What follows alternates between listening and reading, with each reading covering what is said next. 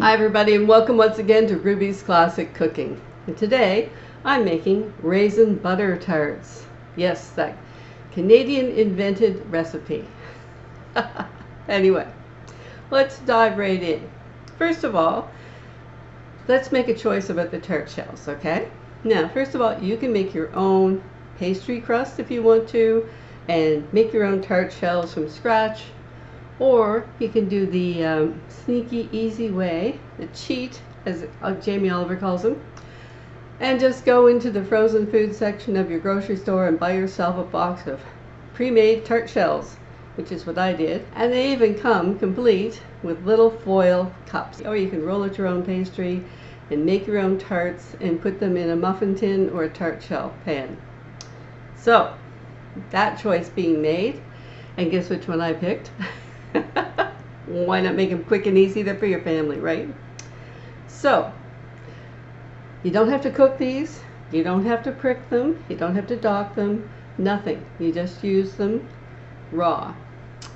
And the first thing you do is you take a half a cup of raisins, pour boiling water on it to cover. So this is a heat-proof measuring cup. Leave them sit long enough so that the raisins start to get kind of white around the edges and plump up. And once that's done, you drain the water off. And I've already done that with these raisins. So I'm just now going to divide these up between my tart shells. So just put a few in each tart shell, because you're going to have raisin.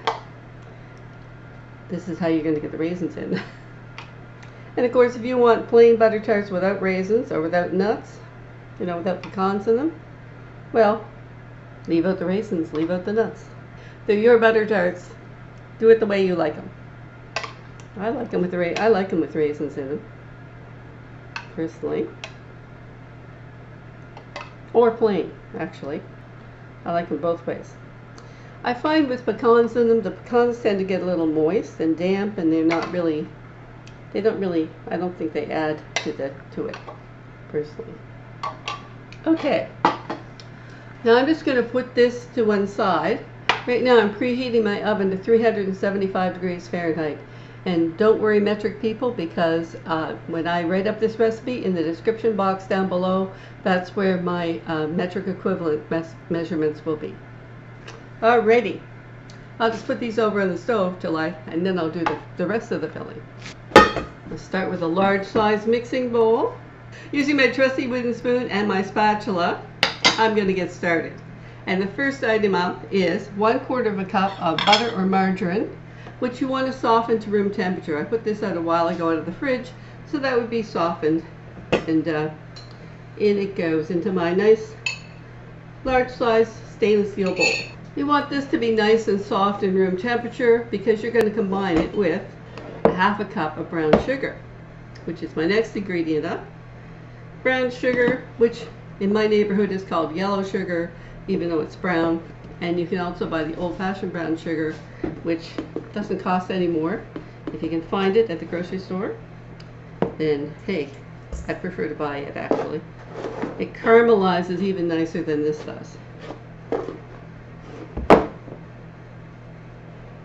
Here's my 1/2 cup of brown sugar. That's a quart. This is a 1/4 cup, so 2/4 cups make a 1/2 cup.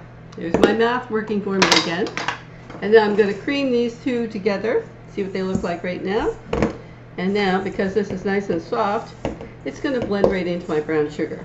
And you want to do this until your butter or margarine and your brown sugar look like one ingredient and not two. Take your time doing this because you don't want little lumps of butter left or little lumps of sugar left. You want them all to be like one ingredient in your bowl. And there you go. My brown sugar and my butter are now all integrated together. And you see how that's it's brown sugar, but it looks greasy.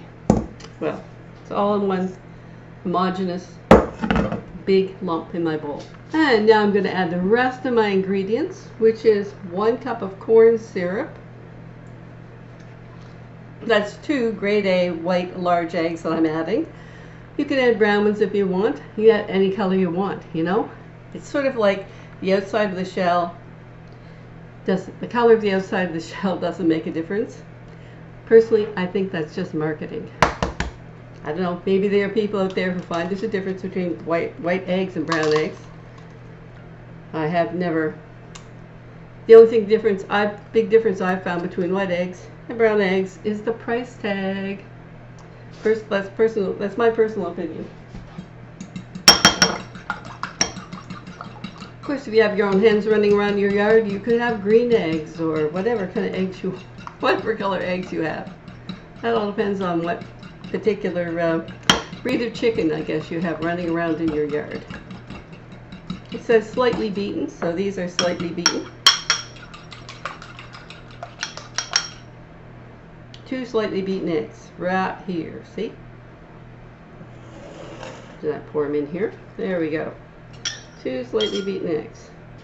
And next up is 1/4 teaspoon of salt.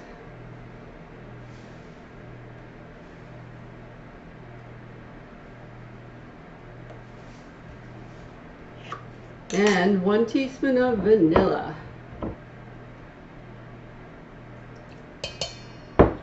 And that is all of my ingredients for my butter tarts, and I am now going to blend these together in this bowl until I have a nice smooth mixture.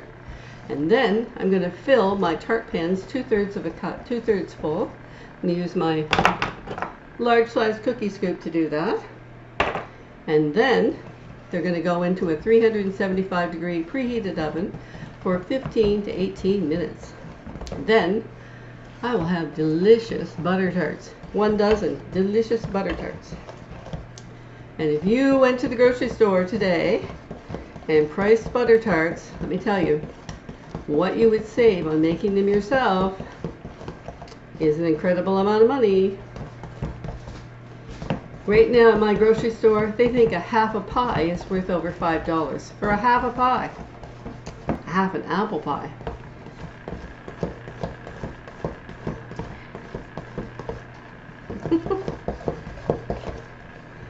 They think muffins are worth like $1 each. And cookies, oh my goodness. With a few ingredients and a slight investment of time, you can have your own cookies, your own baked goods at home. And they are made with ingredients that you control. You know how fresh they are. And you know what? You're not going to get that from the grocery store or from a bought-in cookie.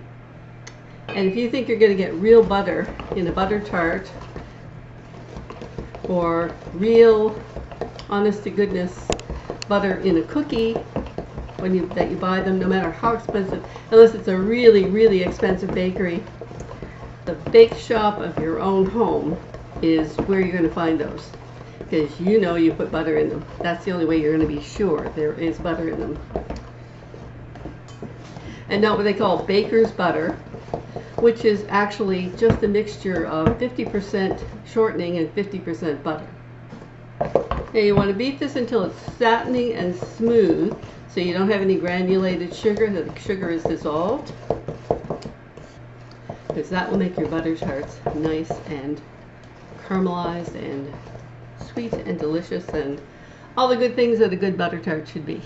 Okay, now I have my mixture. See my lovely golden brown mixture in here? Nice and smooth. I'm just going to clean my spoon off here. All right. Scoop of my filling and into my tart shell.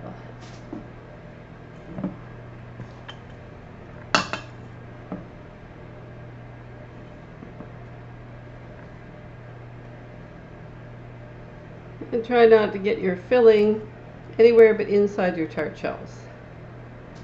And now into these these will go for 15 to 18 minutes, and I'll be back to show you what my finished butter tarts look like. And here they are, 1 dozen fresh from the oven butter tarts, raisin butter tarts, and there they are. Okay, I overfilled them a little bit, and some of them have dribbled out on the baking sheet, but that's okay. They look absolutely scrumptious. And once they cool off to room temperature, I'll be having some with a cup of tea, or maybe a cup of coffee, or maybe a glass of milk, who knows. I hope you enjoyed my video today, and I hope that you will like, subscribe, tell your friends, leave a comment below, give this recipe a try at home, leave me a comment, a like, and subscribe to my channel. And check out some of my other over 135 videos out there.